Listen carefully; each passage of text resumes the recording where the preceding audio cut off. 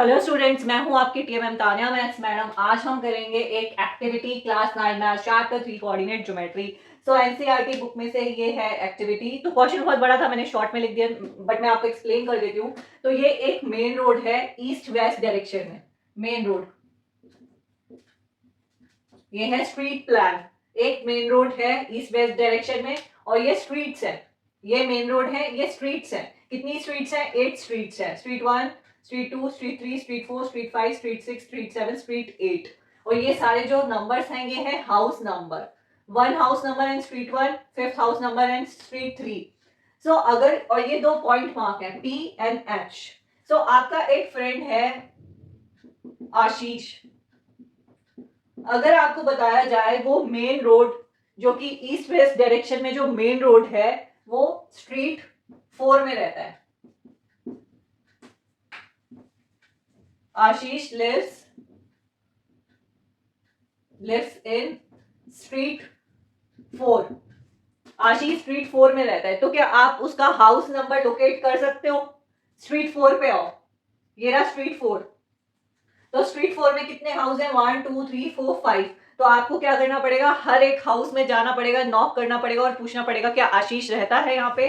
तो आपको सिर्फ एक ही चीज पता है, वो है स्ट्रीट 4। आपको हाउस नंबर नहीं मालूम, तो आपको 1 बाय 1 हर हाउस चेक करने पड़ेंगे और जाना पड़ेगा, पूछना पड़ेगा आशीष के लिए। अगर मैं आपको बोलूं आशीष स्ट्रीट 4 में हाउस नंबर 3 में रहता है, तो आप क्या करोगे? मेन रोड से सीधा स्ट्रीट 4 में आओगे और डायरेक्ट हाउस नंबर 3 में जाओगे। सो थ्रू कोऑर्डिनेट ज्योमेट्री आप इजिली लोकेशन को फाइंड कर सकते हो। सो ये हो गया, ये वाला क्या हो गया? X axis. ये क्या हो गया? Y axis. सो अब एक ये पॉइंट P है। क्या है ये पॉइंट P? ये हमारा क्या बन गया? X axis. और ये स्ट्रीट प्लेन किस में डिवाइड हो गया? एक्स एक्सिस और वाई एक्सिस। तो कार्टेशियन सिस्टम बन गया। तो ये पूरा क्या हो गया? कार्टेशियन प्लेन हो गया। अब इस कार्टेशियन प्लेन में एक पॉइंट है P। तो P के कोऑर्डिनेट क्या होंगे? एक्स एक्सिस के कोऑर्डिनेट क्या है? कौन सा स्ट्रीट है ये? 7। हाउस नंबर क्या है? 4। तो वाई पॉइंट क्या हो गया? 4। तो कोऑर्डिनेट क्या होंगे P के? 7 4। That shows P lives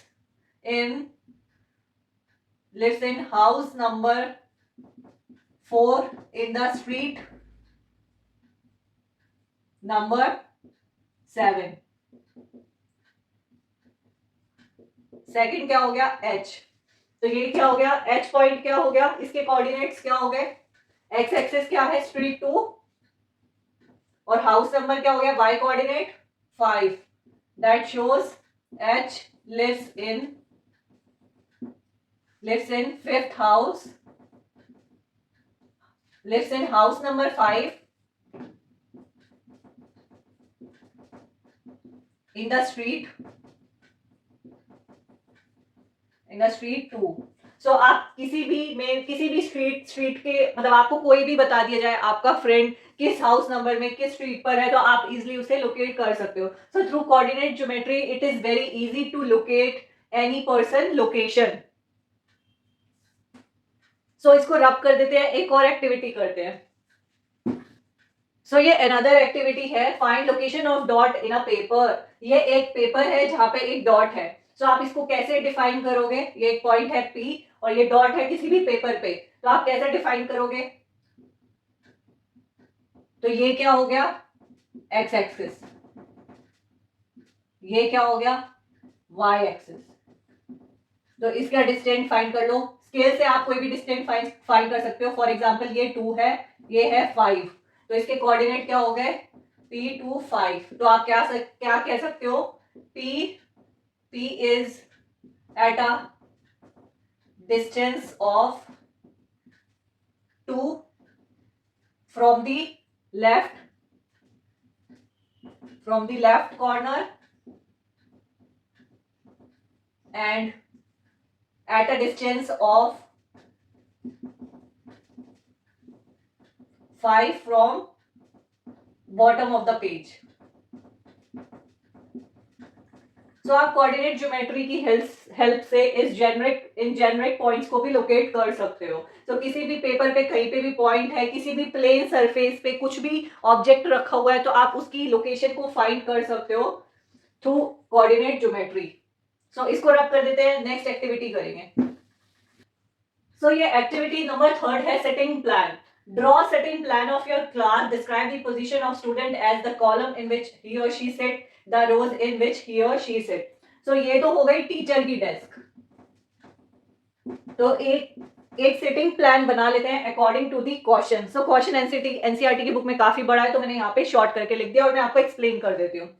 so setting plan में क्या है, आपको अपनी क्लास का एक सेटिंग प्लान बनाना है जिसमें आपकी क्लास में जितने रोज हो तो रोज को इस तरीके से ड्रॉ कर लो, और जितने कॉलम्स हो तो इसको इस तरीके से ड्रॉ कर लो। फॉर एग्जाम्पल क्लास में 10 कॉलम्स है और 7 रोज है, अगर ज्यादा है तो आप वो भी ले सकते हो। सो हर एक स्टूडेंट की पोजीशन क्या होगी, वो किस कॉलम में है, किस रो में बैठ रहा है, वो बताना है। तो फॉर एग्जाम्पल ये है सोनिया, सोनिया की लोकेशन क्या है, 4th कॉलम। अब ये देखो थ्रू ज्योमेट्री की हेल्प से ये क्या हो गया, एक्स एक्सिस, ये क्या हो गया, वाई एक्सिस। ठीक है, तो इसको कैसे लिखेंगे सोनिया की पोजीशन को, the position of Sonia is, किसी भी स्टूडेंट की पोजीशन को कैसे डिस्क्राइब करेंगे, ये सोनिया है, पहले x coordinate that means column 4, फिर वाई कौन सा रो है, फर्स्ट। तो क्या हो गया, ये पहले डिफाइन करेंगे कॉलम जो कि है एक्स एक्सिस, फिर रो जो कि है वाई एक्सिस।